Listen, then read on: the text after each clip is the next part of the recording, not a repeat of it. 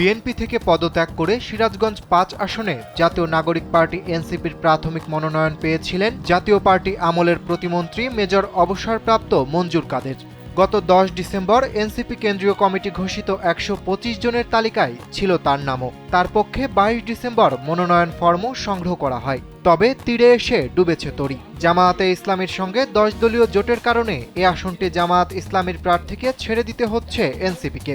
এর আগে গেল ৮ ডিসেম্বর ব্যক্তিগত কারণ দেখিয়ে বিএনপির জাতীয় কার্যনির্বাহী কমিটির সদস্য পদ ও দলের প্রাথমিক সদস্য পদ থেকে পদত্যাগ করেন মঞ্জুর কাদের।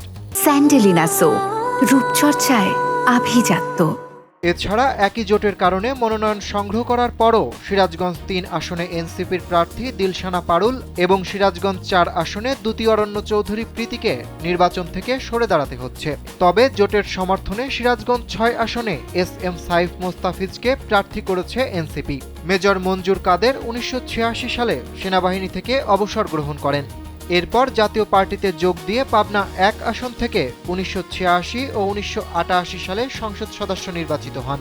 ১৯৮৮ সালের ৩ মার্চ থেকে ১৯৯০ সালের ৪ ডিসেম্বর পর্যন্ত পানি সম্পদ প্রতিমন্ত্রীর দায়িত্ব পালন করেন তিনি।